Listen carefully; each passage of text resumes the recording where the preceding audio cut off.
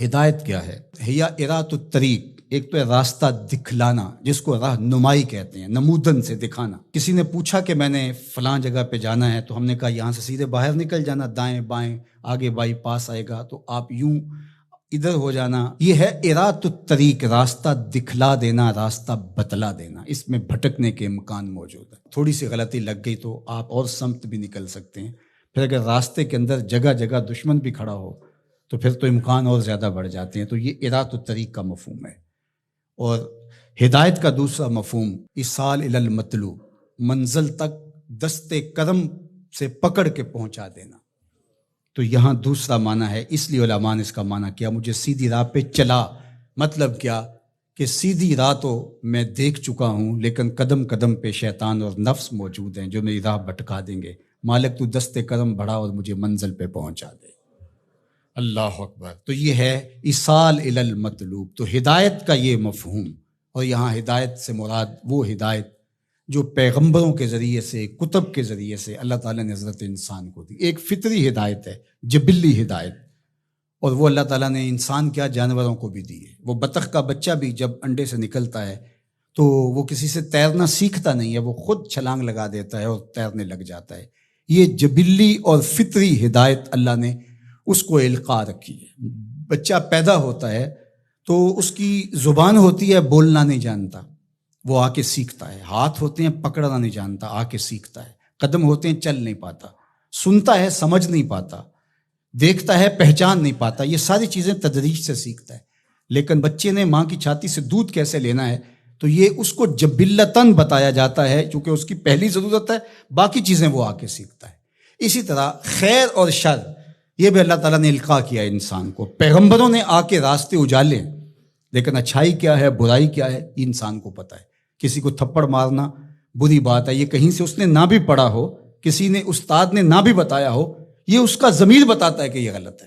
تو خیر اور شر یہ اندر تمہارا بتاتا ہے، یہ فطری اور جبلی ہدایت ہے۔ فَأَلْهَمَهَا فُجُورَهَا وَتَقْوَاهَا۔ اللہ اِنَّا هَدَيْنَاهُ السَّبِيلَ إِمَّا شَاكِرًا وَإِمَّا كَفُورًا۔ یہ فطری جبلی ہدایت ہے، لیکن انسان کے لیے وہ کافی نہیں ہے۔ اس لیے اللہ کی بارگاہ میں عرض گزار ہوا، اهدنا الصراط المستقیم۔ اللہ مجھے جبلی ہدایت تو عطا کر دی، اور تو نے مجھے ایمان کا نور بھی دیا، تبھی تو نماز کے لیے یہاں کے کھڑا ہوں نا۔ وضو کیا ہے، مسجد میں آیا ہے، لباس پہنا ہے، ہاتھ باندھے ہیں، قبلہ رخ کیا ہے، اور پھر بھی ہدایت مانگ رہا ہے، تو پھر اس کا مطلب یہ ہے کہ یہ استقامت ہدایت پہ مانگ رہا ہے، اور ایصال الی المطلوب والی ہدایت طلب کر رہا ہے کہ جگہ جگہ شیطان موجود ہے، مجھے بھٹکا دے گا، میرے مالک مجھے منزل مقصود تک پہنچا دے۔ صراط مستقیم، سیدھی راہ، اس کا ایک معنی لکھا کہ الاسلام ہے، کہ صراط مستقیم اسلام ہے، مجھے اسلام کا راستہ عطا کر دے۔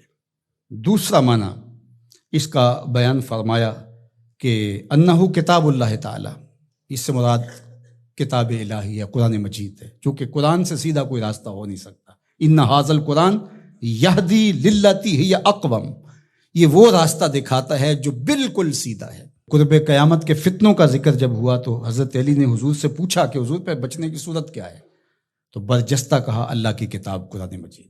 تیسرا معنی انہ الطریق الہادی الی دین اللہ تعالی، یہ اللہ کے دین کی طرف جو راستہ ہے، وہ راستہ اللہ کے حضور اتنی تمہید کے بعد مانگا گیا تاکہ میں خیر کی راہوں پہ رہوں اور میری مدد نصرت مالک تیرے کرم پہ رہے۔ یہ حضرت عبداللہ ابن عباس رضی اللہ تعالیٰ عنہ کا قول ہے، اور فرماتے ہیں کہ یہ وہ راستہ لا عوج فیہ ہے، جس میں کوئی ٹیڑھا پن نہیں ہے، مستقیم بالکل، اور یہ اعتدال کا راستہ ہے، نہ افراط کا راستہ نہ تفرید کا راستہ، یہ بالکل معتدل راستہ ہے۔ اور پھر چوتھا قول جو حضرت حسن بصری اور ابو العالیہ رضی اللہ تعالی عنہ کا ہے، وہ فرماتے ہیں صراط مستقیم سے مراد ہوا رسول اللہ صلی اللہ علیہ وآلہ وسلم۔ کہا کہ نمازی نماز میں کھڑے ہو کے ہاتھ باندھ کر کے کہتا ہے مالک مجھے محبوب کی دہلیز نصیب کر دے، مجھے محبوب کی چوکھٹ نصیب کر دے، کیونکہ اگر یہ در نصیب ہو گیا تو خدا کا گھر نصیب ہو گیا۔